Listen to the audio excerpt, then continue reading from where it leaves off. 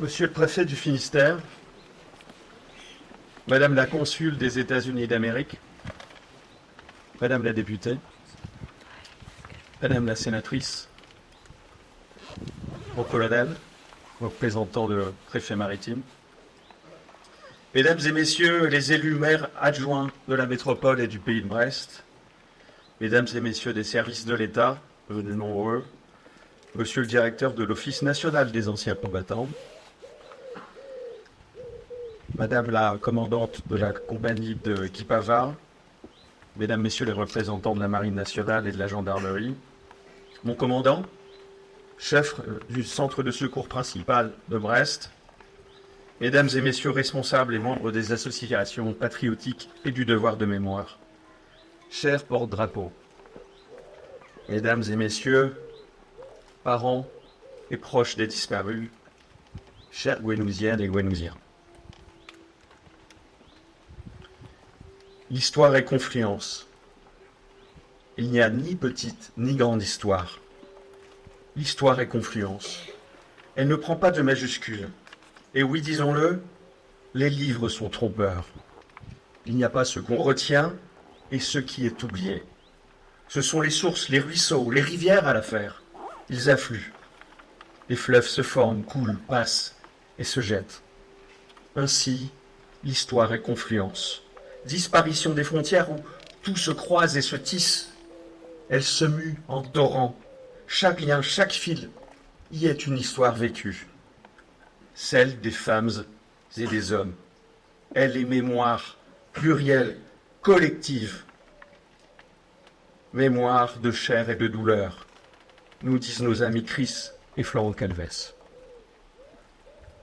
Monsieur le préfet, Alain Espinasse, Madame Émilie Cintora, consul des États-Unis d'Amérique, votre présence nous honore.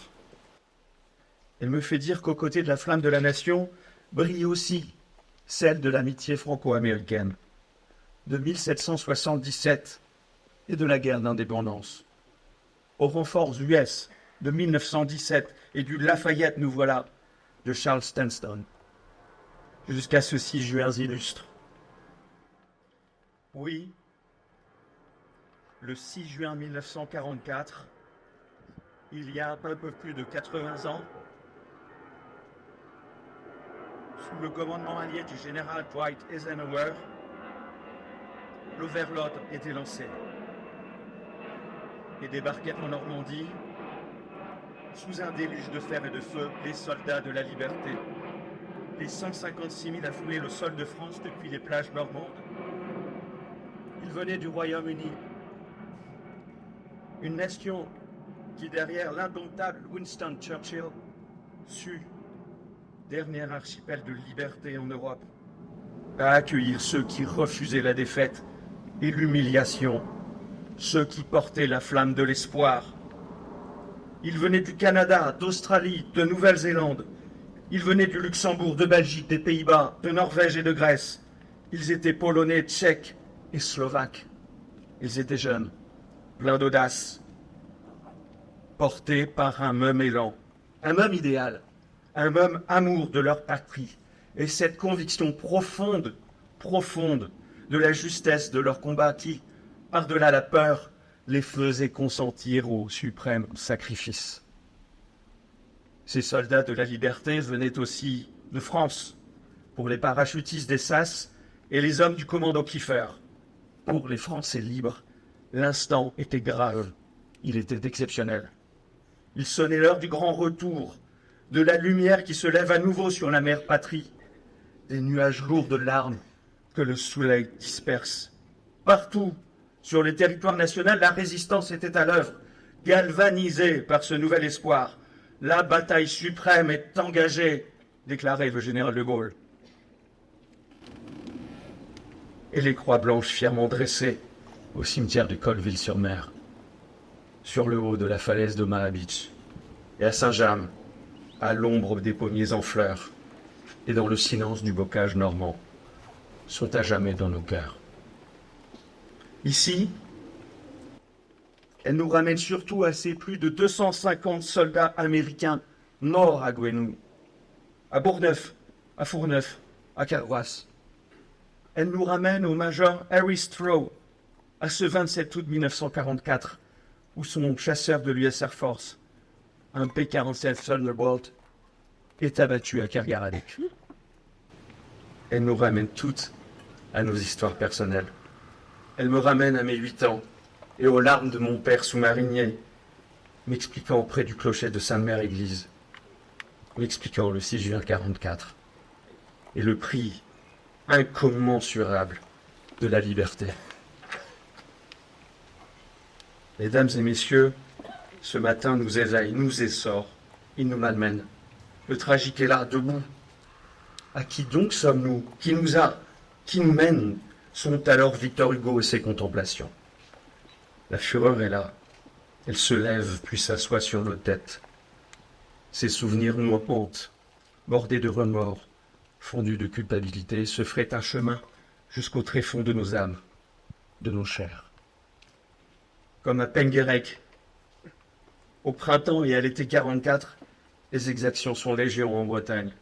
À Callac, à Plouvien, à Plabennec, à Hennebon, et partout, des habitants sont raflés, fusillés, comme à Pinmar, où 33 Finistériens sont internés, fusillés. Quelle est cette folie? Danse macabre où trop jeunes, les maquisards s'effondrent, battus, le visage ensanglanté sur les dunes du Plouguin. Comme à Saint-Pierre-Quiberon, où 70 résistants sont brûlés vifs au fort Penthièvre. 10 d'entre eux, 10 méconnaissables, restent à jamais inconnus.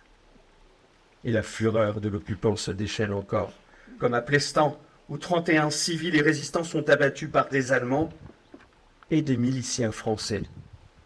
Oui, les Français, au bois de Boudon.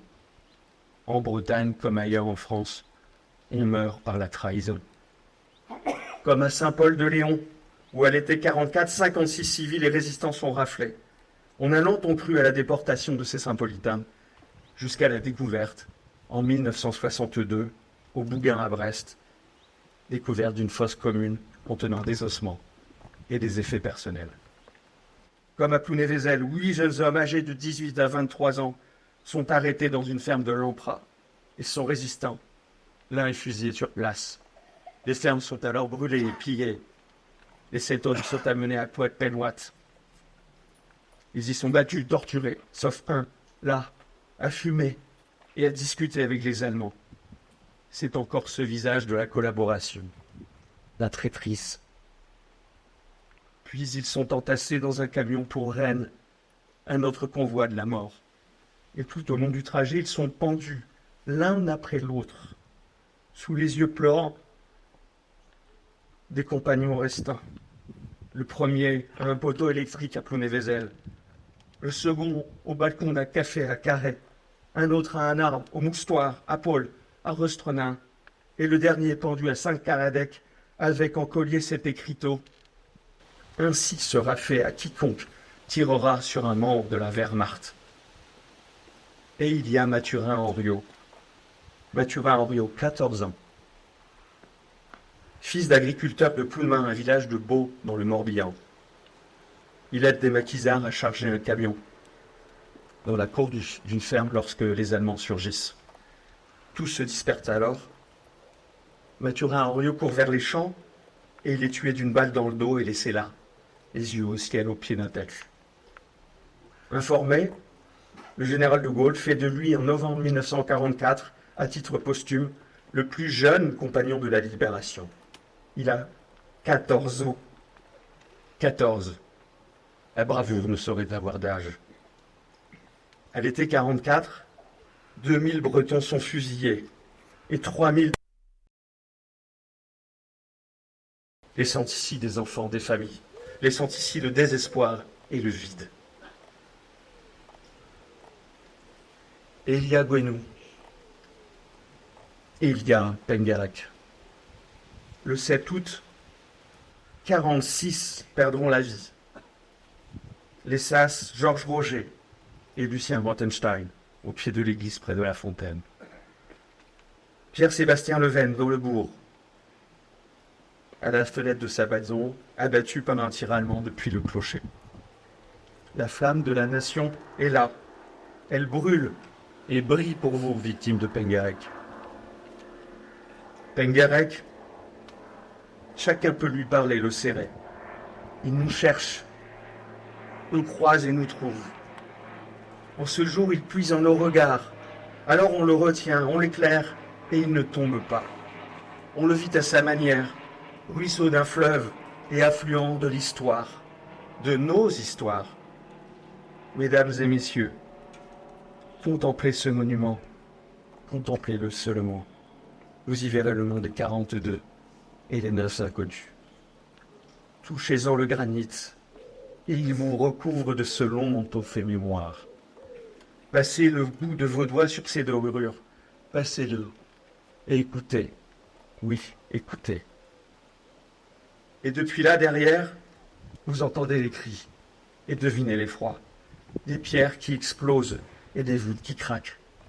Du feu des maisons, des granges crépite le souvenir, l'image de ceux qui étaient là.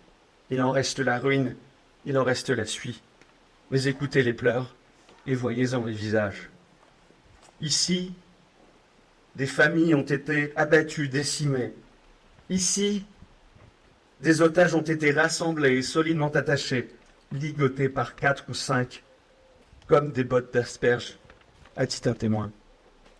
Et puis, les Allemands les ont mitraillés, leur ont jeté des grenades. Les blessés haletants et criants ont été achevés d'une balle dans la tête. Les dépouilles entassées et en sont sommés jetés, le cadavre du chien. Les Allemands y ont dispersé de l'essence avant d'y mettre le feu. Un charnier, dira Sir Paul. Chacun, des jours plus tard, a retrouvé un des siens. Un père, une mère, un fils, une sœur, un frère. Le visage refermé et la peau devenue terne, devenue grise. Alors on l'appelait, on le criait, il était là, vite, mais il nous regardait encore. Il voyait Pengarek et fureur et miracle. Les survivants, les familles, luttent, et le village se rassemble, se désaltère de l'espérance.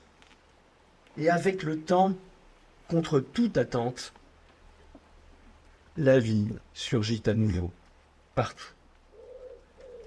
Depuis 80 ans, à Gwenou, on se nourrit de souvenirs et d'entraide. On agrège, on passe. On fait de l'inacceptable une transmission, un témoignage pour ceux d'après, pour les générations, et encore ceux d'après. À qui donc sommes-nous? Qui nous a, qui nous mène? Vautour fatalité. Tiens-tu la race humaine, nous demande Hugo.